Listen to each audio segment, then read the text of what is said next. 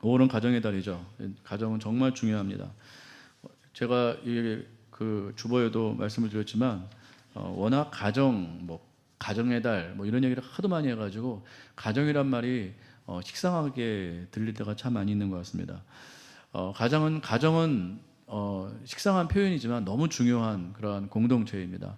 왜냐하면 하나님께서 천지를 창조하시고 첫 번째로 만드신 공동체가 가정이기 때문에 그렇습니다. 그래서 모든 시작은 가정에서 출발한다 해도 과언이 아니고, 다음 세대 요새 중요하지 않습니까? 그래서 다음 세대 얘기를 많이 하는데 이 다음 세대의 첫 스타트도 바로 가정입니다. 그래서 이 가정에서 이 교육을 잘 시켜야 되는데 우리 부모님들이 이 아이들의 이 다음 세대 아이들의 교육을 다 교회나 학교나 뭐 대안학교나 뭐 이런 데다가 이렇게 위탁을 많이 하시는데, 제가 생각할 땐 그렇습니다. 그렇게 위탁을 했을 때는 이미 늦은 거예요. 왜냐하면 이미 어렸을 때부터 가정에서 교육을 충분히 시켜야 그때가 맞는 것 같습니다. 이미 학교 들어가고 교회에서 교육받고 뭐 어떤 위탁 시설에서 교육을 받았을 때는 이미 나이가 많이 아이들이 굳어진 상태예요. 어리긴 하지만 이미 이 뭐 정체성이나 가치관이나 또 감정이나 이런 부분들이 많이 정립된 상태이기 때문에 사실 학교 교육이나 교회 교육이나 어떤 뭐 대안학교 교육이나 이런 걸로는 사실은 아이들이 물론 그것도 훌륭하지만 참 이렇게 교정하기가 쉽지가 않아요. 가장 중요한 그 교육의 스타트는 바로 가정입니다. 가정에서 교육을 잘 감당하셔야 돼요. 유대 사회가 뛰어난 이유가 가정에서 교육을 철저히 시키기 때문에, 성경적으로. 그래서 이 유대 아이들이 그렇게 명석하고 뛰어나고 정말 하나님의 뜻대로 살아가는 그러한 사람들이 많이 있다고 생각을 합니다. 그러니까 모든 교육의 시작은 가정이다. 하나님께서도 창조하시고 사람을 만드시고 첫 번째로 만드신 그 공동체가 바로 가정 공동체다. 그러므로 모든 신앙의 시작은 가정이다라고 말씀을 드릴 수가 있겠습니다. 근데 많은 젊은이들이 이것을 모르고 그냥 덥석 결혼을 합니다. 가정이 무엇인지 교육도 못 받고 훈련도 못 받은 상태로 그렇게 결혼을 하다 보니까 가정이 이제 온전하지 않은 거죠. 하나님께서 원하시는 가정으로 이렇게 나아가는 것이 아니고 사람의 뜻대로 나아가려고 하다가 그 가정이 깨지는 일들이 요새 얼마나 많이 있습니까? 이게 결혼이라는 것은 우리가 뭐 종족 번식을 위한 짝짓기가 아닙니다. 때가 되면 하는 어떤 의식과 관례가 아니에요. 결혼은 하나님의 뜻이고 하나님의 명령입니다. 결혼을 통해서 하나님께서 하시고자 하는 그러한 일들이 분명히 있어요. 젊은이들이 그것을 품고 그것을 깨닫고 그것을 잘 이렇게 양육받고 그리고 결혼에 들어가야 되는데, 그렇지 않고 그냥 때가 됐으니까 아무 생각 없이 결혼을 하는 거예요. 그냥 뭐 이렇게 주위에서 결혼하라고 하니까 하고, 친구들이 하니까 하고, 또 뭐 미래를 위해서 하고, 내 편의를 위해서 하고, 아니라는 것이죠. 결혼은 하나님의 뜻입니다. 하나님께서 분명히 결혼을 통해서 우리에게 이루라고 하신 그 목적이 분명히 있다는 것이죠.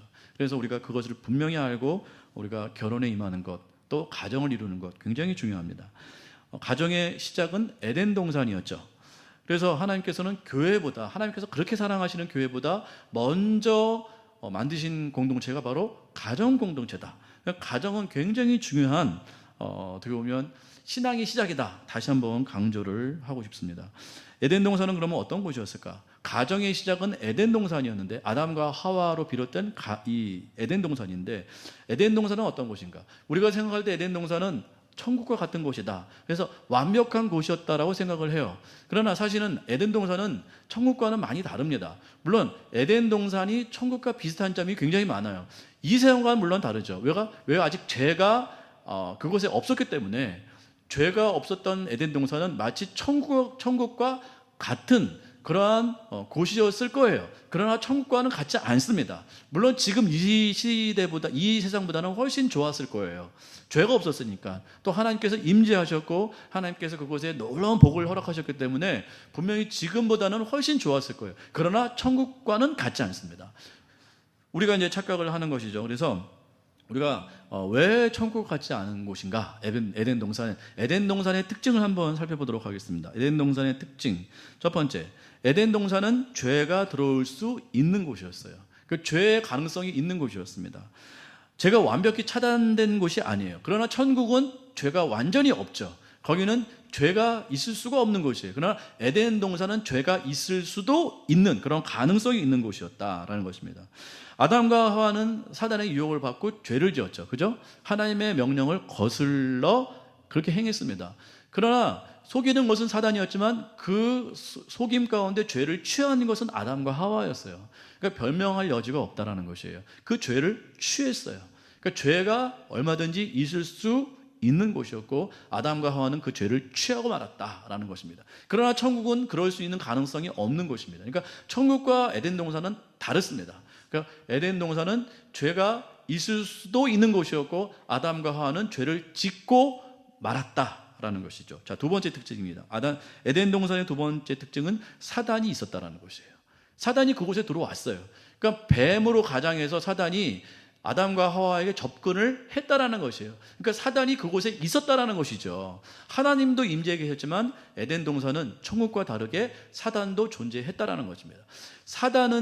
천국에서 사단은 있을 수가 없습니다. 그래서 사단은 무저갱으로 들어가는 거예요. 그러니까 예수님께서 재림하시고 나서 심판하시고 나서 사단은 반드시 무저갱으로 떨어지고 거기에서 영원토록 고통받게 될 것입니다. 천국은요, 하나님의 백성들이 영원토록 하나님과 동행하며 사는 곳입니다. 그러니까 천국은 사단이 있을 수가 없어요. 그러나 에덴 동산은 사단이 있었다라는 것이죠.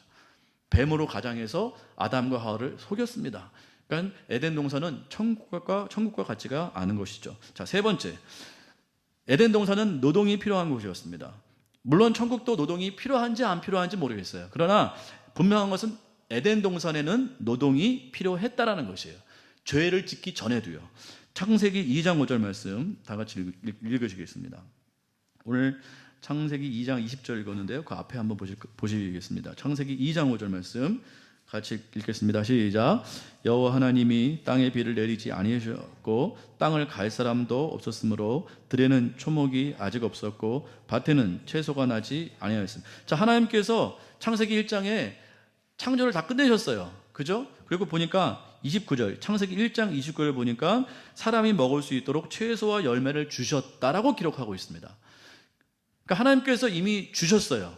그들의 창조를 완전히 하셨고 또 안식하셨고 분명히 말씀하시기를 그들이 먹을 수 있는 채소와 열매를 주셨다라고 분명히 1장 29절에 말씀하고 있어요. 그러나 오늘 본문을 보니까 땅에 비를 내리지 아니하셨고 땅을 갈 사람도 없었으므로 초목이 아직 없었고 밭에는 채소가 나지 아니하였다. 그러니까 하나님께서 채소와 과일을 주셨어요.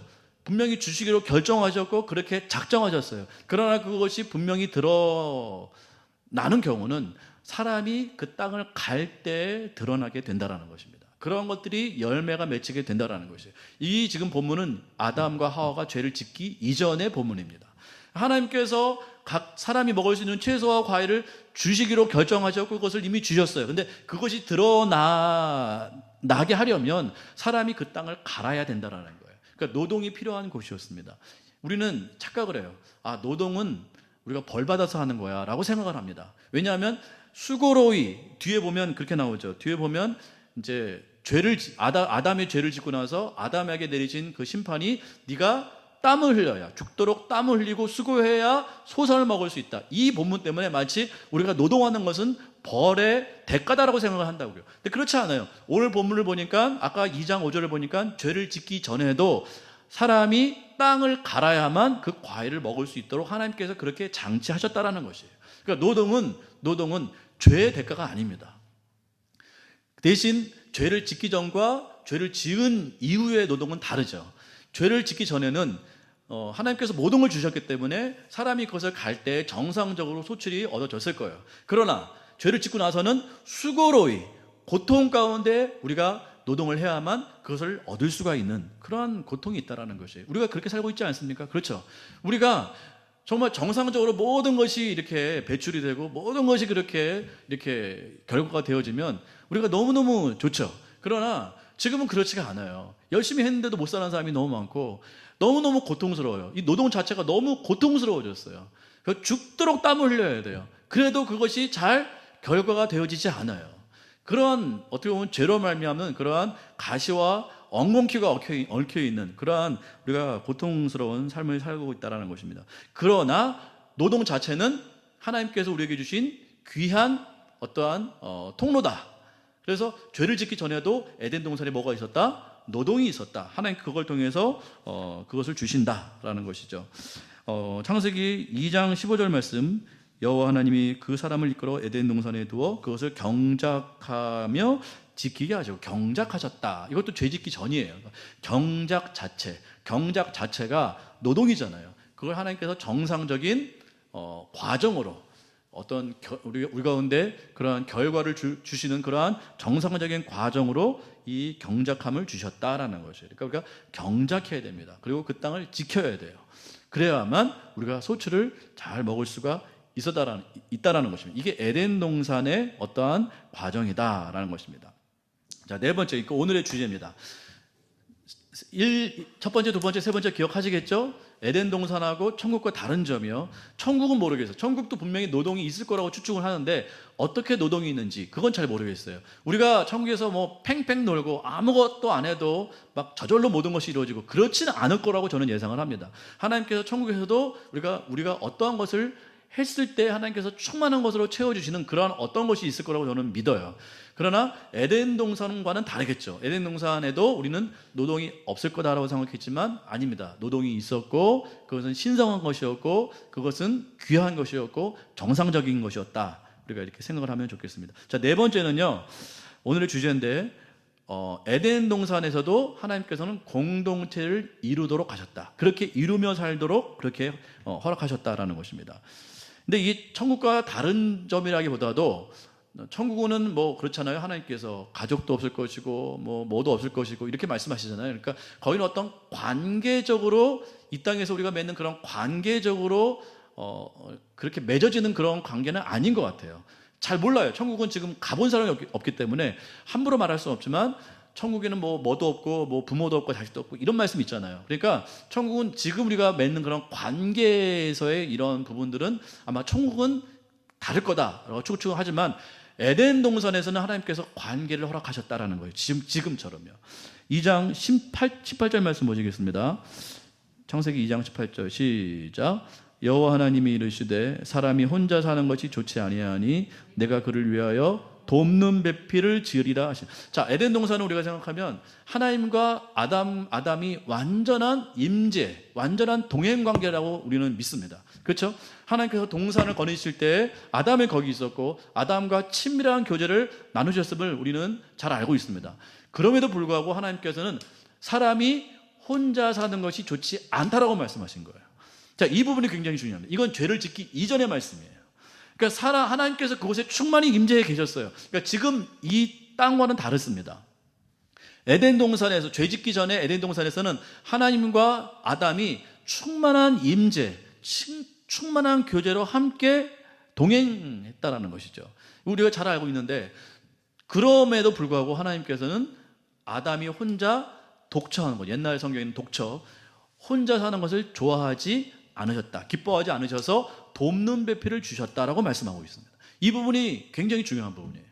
에덴 동산에서도 뭐가 필요하다는 거예요? 공동체가 필요하다는 것입니다. 그러니까 이 에덴 동산은 그냥 아담과 하나님만 그냥 막 좋아가지고 그렇게 사는 그러한 공동체가 아니었고 그러한 관계가 아니었고, 비록 아담은 하나님을 온전히 바라볼 수 있는 그런 영광이 있었지만 그럼에도 불구하고 하나님은 아담 혼자 사는 것을 좋아하지 않으셨다라는 거예요. 이건 죄로 말미암는 결과가 아니라는 것입니다. 죄 짓기 전에도 하나님은 그렇게 구상하신 거예요. 공동체를 이루실 그러한 구상을 하셨고 그것을 행하셨다라는 것입니다. 보시면요, 2장 18절에 보니까 돕는 배필을 짓겠다고 작정하시고 19절에 보니까 아담이 그 이름을 짓는 부분이 나와요. 그리고 20절에 보니까 돕는 배필을 실제로 만드시는 과정이 나옵니다. 그러니까 샌드위치 구조죠. 중요한 것은 아담이 일을 하잖아요. 그러니까 그 동물들의 이름을 이렇게 정하는 그런 일을 할 때 그 모습을 보시고 역시 돕는 배필이 필요하다라고 하나님께서 그렇게 결정을 하신 거예요. 그 작정하시고 아담이 이름 짓는 것을 보니까 역시 돕는 배필이 필요하다 이렇게 결정하시고 돕는 배필을 그렇게 만드셨다라는 거예요. 그 돕는 배필이 누굽니까? 하와인 거예요. 아담의 갈비뼈를 취해서 하와를 만드셨다라는 거죠. 그러니까 아담이 하와를 보고 이는 내 뼈 중에 뼈요 살 중에 살이다 이렇게 고백을 하잖아요. 돕는 배필이에요. 돕는 배필. 여러분 이 부분을 잘 착안하시기 바랍니다. 하나님께서는 비록 에덴 동산에서 아담과 그렇게 독대하셨고 친밀하셨고 그렇게 동행하셨고 정말 말할 수 없는 교제를 나누셨지만 아담 혼자 있는 것을 기뻐하지 않으셨다라는 거예요. 공동체를 만드셔서 서로 돕기를 원하셨다라는 것입니다. 이게 하나님의 구상이고 하나님의 뜻이라는 것이에요. 그러니까 이게 공동체가 그렇게 중요하다라는 것이죠. 공동체가. 그러니까 하나님의 뜻이기 때문에. 그래서 하나님은 반드시 공동체를 통해서 우리 가운데 일하신다라는 것입니다. 그러니까 아담 혼자 일하는 것을 기뻐하지 않으셨다라는 거예요. 도와서 함께 일하는 것을 기뻐하셨다. 그러니까 우리 가정에서도 함께 돕는 그러한 역할을 하는 것이 굉장히 중요하다라는 것이에요.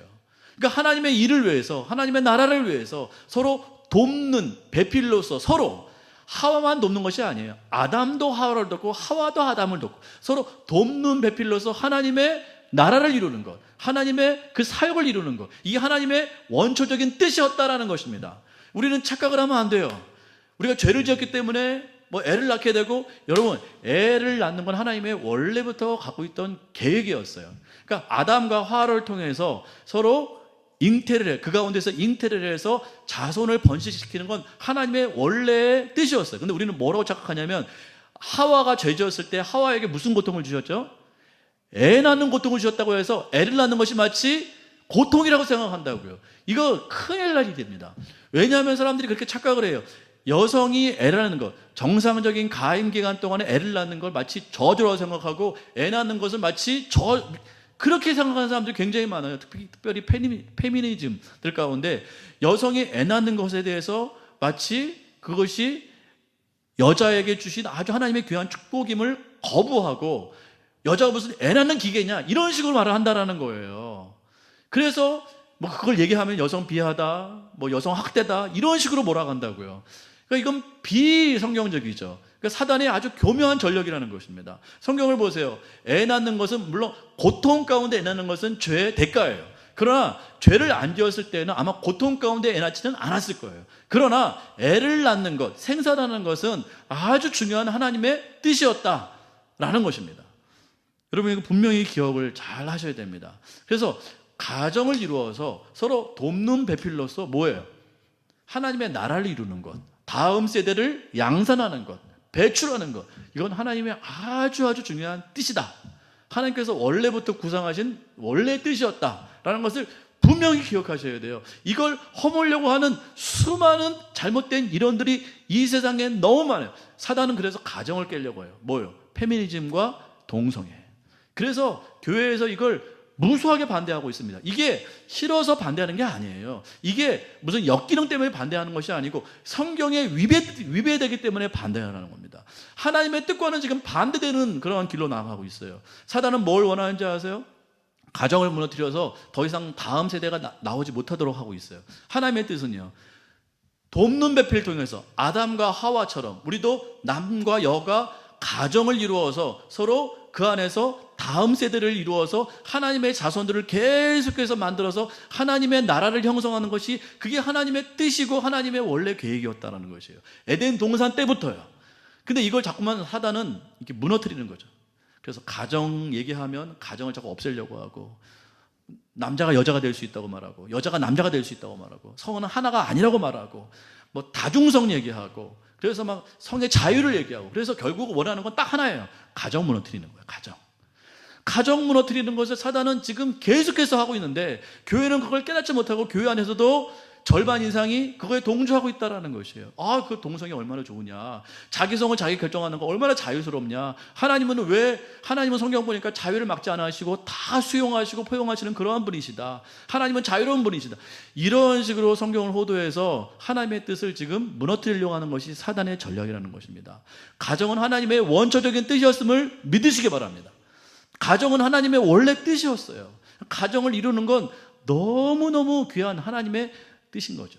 그래서 남자가 노동하는 것에 대해서 저주라고 생각하는 건 잘못된 생각이에요.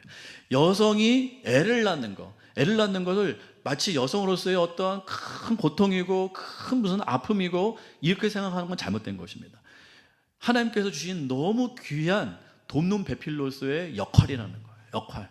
그래서 뭐가 이루어지나요? 그 가운데서 하나님의 나라가 이루어지는 거예요. 다음 세대가 거기에서 이게 배출되고 그렇게 확산이 되는 것이죠. 이걸 모르고, 이러한 개념을 모르고, 가정에 대한 개념을 모르고 그냥 아무 생각 없이 결혼을 하는 거예요. 그 애는 고통이고, 돈 버는 건 지겨운 것이고, 애 낳는 건 너무 저주스러운 일이고, 이런 식으로 사람들이 이 세상 논리에 맞춰 살다 보니까 가정이 붕괴되는 것은 너무 당연한 일일 수밖에 없는 것이죠. 조금만 힘들면 다 포기를 해버리는 것이에요. 이게 잘못된 생각입니다. 잘못된 생각이에요. 자, 창세기 2장 24절 다 같이 읽어볼까요? 창세기 2장 24절 시작. 이러므로 남자가 부모를 떠나 그의 아내와 합하여 둘이 한 몸을 이루어. 그러니까 부모를 이때부터, 이게 지금 죄짓기 전이잖아요. 지금 아담과 하와밖에 없잖아요. 그럼에도 불구하고 하나님께서 부모를 떠나서 남자와 여자가 합해서 둘이 한 몸을 이루라고 말씀하고 계시잖아요. 하나님께서 이미 결정을 하신 거예요. 이렇게 살기로. 창세기 2장 24절은 아직 아담과 하와밖에 없어요. 근데 하나님께서 원래 계획을 갖고 계셔서 이 말씀을 하신 겁니다. 부모를 떠나야 된다. 아마 아담과 하와에서 난 그 자녀들은 부모를 떠나야만 됐었을 거예요. 그게 하나님의 뜻이기 때문에 그렇습니다. 그래서 우리가 이걸 잘 생각을 해야 될 줄 믿습니다. 공동체는 하나님께 주신 아주 귀한 하나님의 도구다. 무슨 도구? 하나님의 나라를 이루기 위한 너무너무 중요한 도구다라는 것이. 그래서 어떤 사람은 그렇게 생각합니다. 하나님과의 관계만 되면 좋으면 되지 뭐. 결혼도 안 하고 사람 만날 생각도 안 하고 그냥 혼자 자유로운 인생을 살아가는 거예요. 이게 신앙생활도 혼자 하는 거예요. 혼자. 떠돌이 신앙생활 얼마나 많습니까? 가나안 선교 안 나가잖아. 안 나가. 거꾸로 하면 가나안. 교회 안 나간다는 뜻이에요. 그러니까 하나님은 믿어. 그러나 교회는 안 나가. 왜 안 나가? 상처받으니까 안 나가요. 그래서 가나안 성도예요. 떠돌아다니는 가나안 성도가 너무너무 많아요. 왜 그런지 아세요? 공동체가 싫은 거예요. 나 혼자 하나님과 그래 독대하면서 만나는 게 너무 좋은 거예요. 괴롭힘 당할 일도 없고, 뭐 누구한테 무슨 말 들을 일도 없고, 뭐 봉사 안 해도 되고 헌신 안 해도 되고, 그냥 좋은 말씀만 쫓아다니는 거예요. 좋은 말씀만, 좋은 찬양, 좋은 예배, 이것만 쫓아다니는 거예요. 이거 정상적인 신앙생활이 아니에요. 반도 못하는 거예요. 반도 못하는 거예요. 하나님은 원래부터 공동체를 생각하시고 신앙생활을 그렇게 만드셨어요. 그러니까 신앙생활은 공동체 안에서 해야 되는 거예요. 그래서 교회가 필요하고, 그래서 가정이 필요한 겁니다. 특별히 가정이에요. 가정. 그러니까 이 젊은 사람들이 이 자유만 너무 부르짖다 보니까 공동체성을 잃어버렸어요. 공동체에서 하나님께서 주시려고 하는 그 모든 은혜와 복과 또 훈련과 그러한 모든 통치와 이런 부분들을 다 잃어버리고 혼자서만 떠돌아다니면서 신앙생활하는 거예요. 그러면 신앙생활이 온전히 이루어지지가 않습니다. 그건 진정한 신앙생활이 아니라는 거예요. 왜냐하면 하나님께서 원래부터 공동체로 신앙생활을 하도록 결정하셨기 때문에. 철저히 신앙생활은 공동체입니다. 혼자서 신앙생활하는 그런 사람은 없었다라는 것이에요. 공동체가 그렇게 중요합니다. 이 공동체를 어떤 진화 심리학자는 이렇게 얘기하더라고요. 진화 심리학자 같아요. 제가 볼 때는. 그 심리학자는 사람은 그 먹이사슬에서 중간 정도 있었대요. 키도 그렇고 뭐 어떤 능력도 그렇고 중간 정도 있었는데, 사람이 이렇게 만물의 영장이 될 수 있었던 것은 군집 생활을 하면서부터라. 사람이 모여가지고 서로 부족 생활을 하면서부터 사람은 만물의 영장으로 그 지위가 올라갔다라는 거예요. 이게 말이 됩니까? 그럼 군집 생활하는 사람, 그 동물들이 얼마나 많은데요. 그럼 군집 생활하는 동물들은 다 만물의 영장이 되었어야 되는데 말도 안 되는 이론이죠. 공동체가 필요하다는 것을 그런 식으로 진화로 얘기를 하더라고요. 사람이 필요해서 그렇게 모이게 됐다. 아니라는 거죠. 이런 잘못된 이론에 속으면 안 됩니다. 오늘 성경은 분명히 보세요.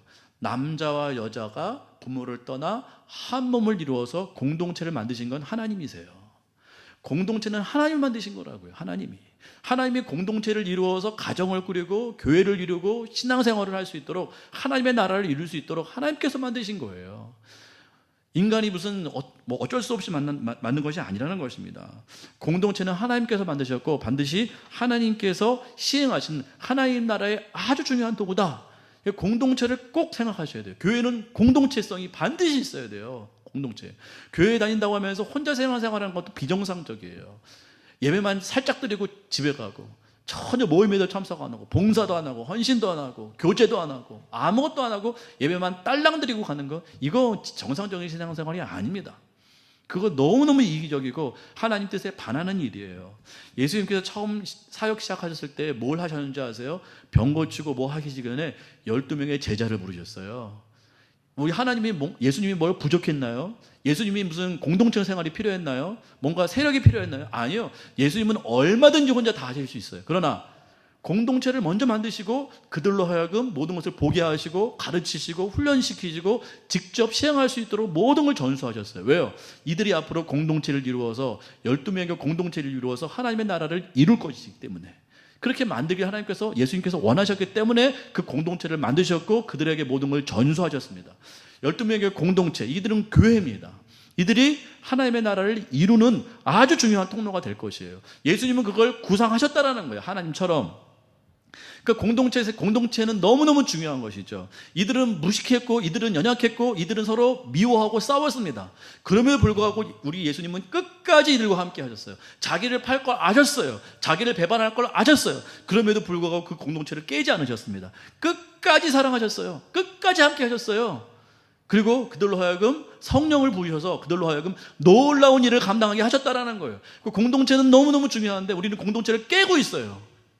공동체를 깨면 안 된다라는 것입니다. 예수님께서 승천하셨죠? 그들이 뭘 했습니까? 그들이 똘똘 뭉쳤어요. 그들이 모여가지고 12명을 채웠죠? 그리고 나서 뭘 받았습니까? 성령 충만함을 받았어요. 그 다음에 뭐 했습니까? 사도행전 2장에 보니까 서로 도왔어요.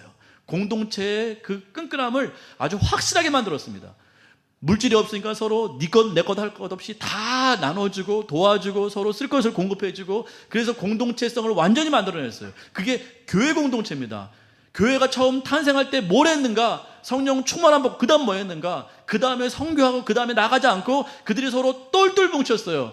부족한 사람, 가난한 사람, 없는 사람, 이러한 사람 없도록 서로 하나가 될 수 있도록, 서로 그 안에서 안전함을 누릴 수 있도록, 서로 거기서 뭐 이렇게 실족하는 사람, 넘어진 사람 없도록 서로 하나로 모든 것을 공급해주고 서로 하나가 되었다라는 것입니다.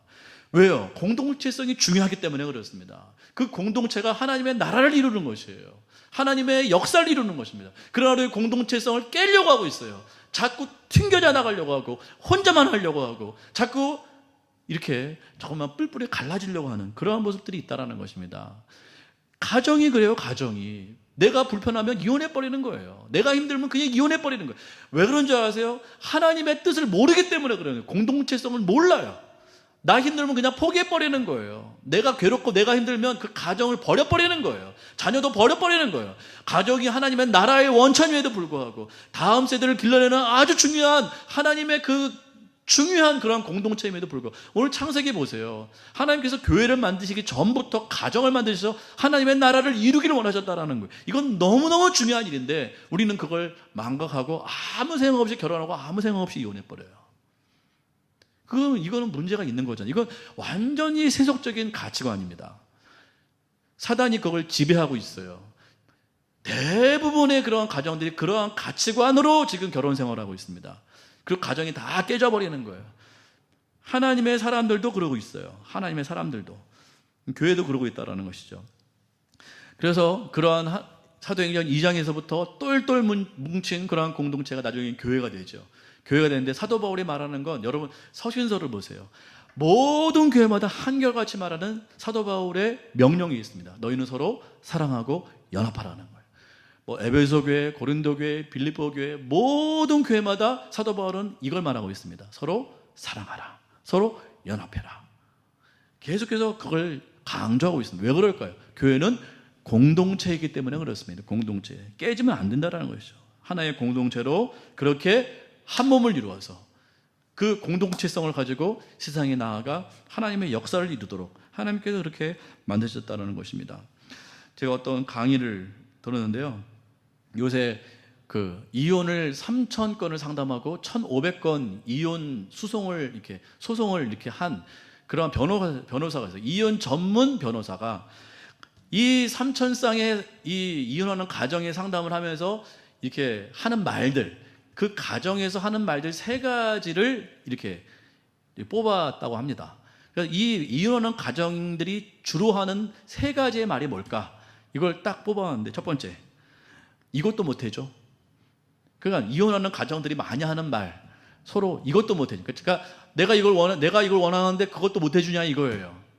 그러니까 이 사람이 하는 말이 그러세요. 이 변호사가 하는 말이 이것도 못 해준다는, 이것도 못 해줘라는 말은 이 가정 안에는 일단 희생이 들어가잖아요. 나 혼자 살 때보다는 다른 뭐가 있어야 돼요? 시간에 이렇게 배려가 있어야 돼요. 시간적 배려가 필요하고요. 노동의 배려가 필요하고 금전적 배려가 필요해요. 나 혼자 살 때는 내가 일하고 싶을 때 일하고 내가 쉬고 싶을 때 쉬고 내가 돈 쓰고 싶을 때 쓰면 되는 거예요. 근데 공동체가 되다 보니까 이게 다른 사람이잖아요. 그러니까 그 사람에게 시간을 드려야 돼요. 그 사람에게 도움을 줘야 돼요. 노동을 해야 된단 말이죠. 그리고 그 사람을 내가 쓰고 싶지 않은데도 돈을 써야 돼.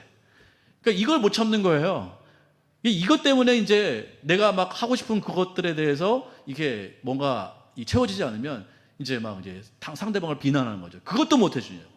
그것도 나는 이거 했는데 너는 그것도 못 해주냐고. 이런 얘기를 많이 한다는. 이게 깨지는 가정의 아주 중요한 부분이다. 나 이거 했는데 너는 그것도 못 해주냐. 그러니까 내가 손해를 보고 있다는 뜻이겠죠. 그러니까 이 합해지지 않는 이러한 가정들을 보면 주로 그런 얘기를 많이 하더라. 두 번째 얘기예요. 이건 네가 하기로 했잖아. 이건 무슨 뜻이냐면 어떤 역할이 책임으로 변해버린 거래요.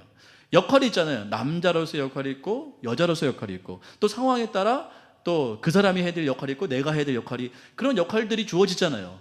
그런 파트가 정해졌는데 이게 이제 고착화돼가지고 책임으로 돼버린 거예요. 그러니까 이건 네가 하기로 했죠. 그러니까 뭐 남자가 됐든 여자가 됐든 이게 돈을 벌거나 뭐 애를 키우거나 할 때 이걸 아예 고착화시켜버리는 거예요. 이건 네 영역이잖아. 네가 하기로 했잖아. 네 책임이잖아. 비난하는 거죠. 그게 안 도와요. 서로 도와야 되는데 돕는 것이 아니고 이건 네 역할이잖아. 왜 그것밖에 못해? 나는 이거 했는데 왜 너는 그걸 못해? 이런 식으로 서로 비난의 화살을 이렇게 쏘아댄다라는 거예요. 그게 뭐예요?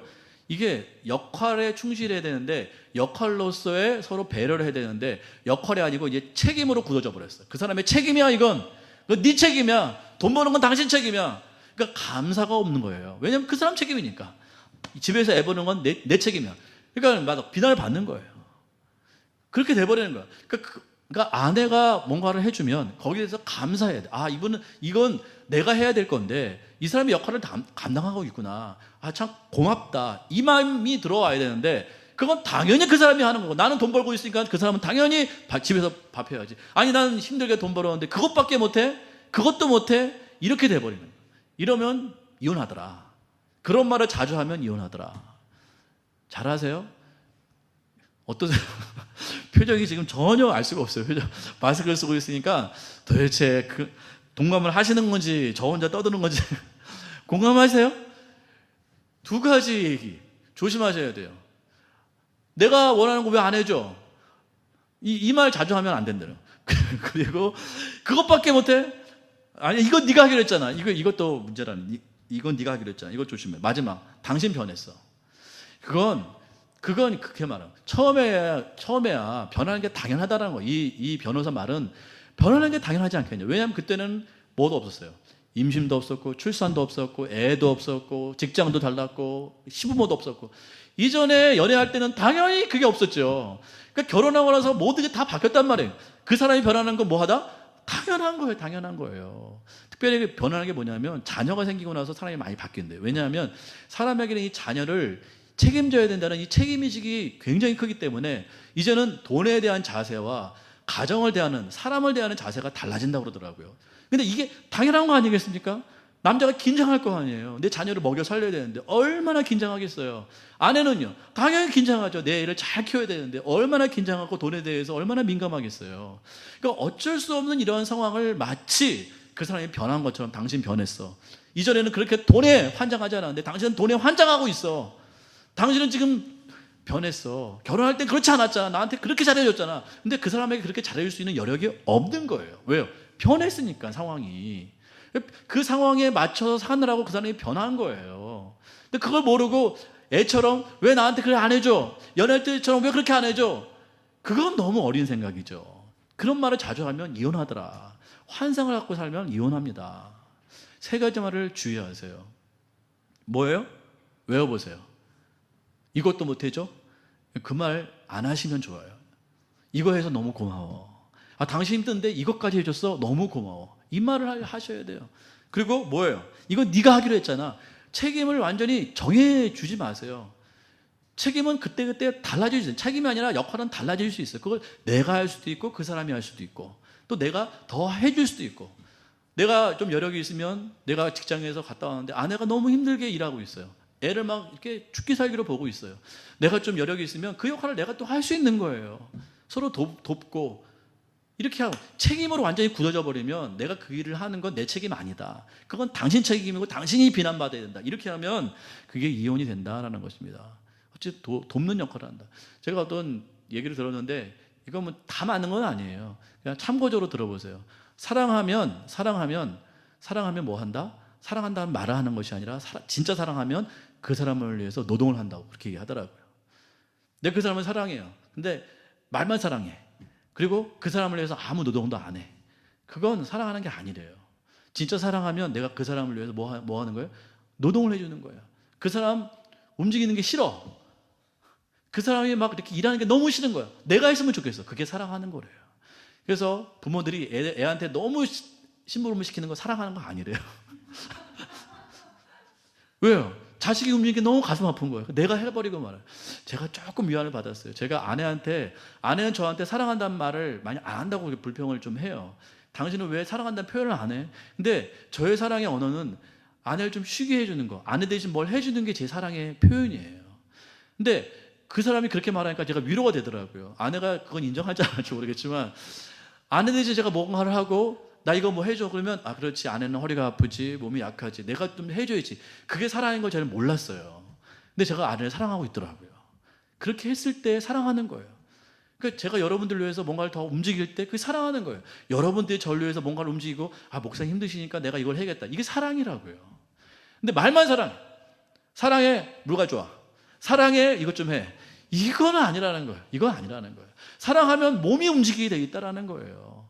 보세요. 역할로 비록 정해졌지만 내가 그 사람을 사랑하면 그 역할을 내가 해주고 싶은 거예요. 내가 비록 돈을 벌었지만 그 사람이 너무 힘들어 가정에서, 그럼 내가 그걸 도와주러 가는 거예요. 그게 사랑이라고요. 책임으로 그건 네 거니까 왜 그것밖에 못해, 이렇게 하면 그 사랑 아니라고요.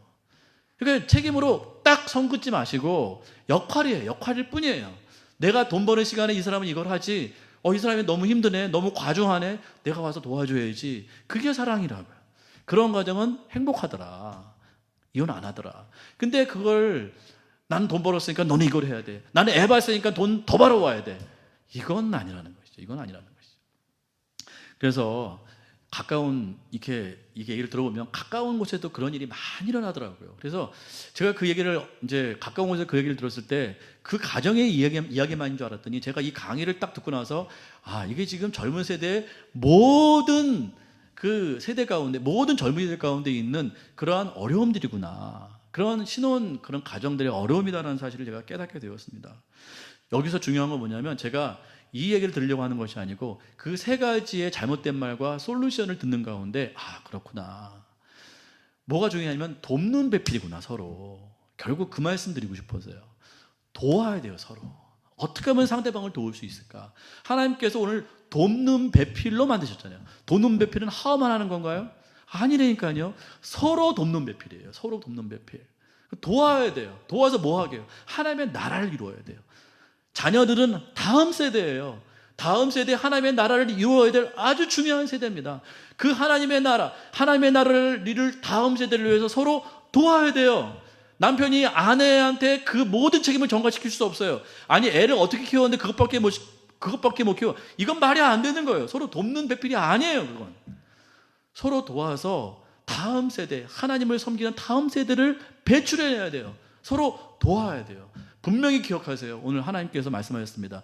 남과 여를 한 몸으로 묶으시고 돕는 배필로 만드셨어요. 그게 공동체예요. 가정 공동체예요. 꼭 기억하시기 바랍니다. 내가 도와야 되는구나. 내가 저 사람을 위해서 돕는 배필로 함께 도와서 하나님의 나라를 함께 이루어야겠구나.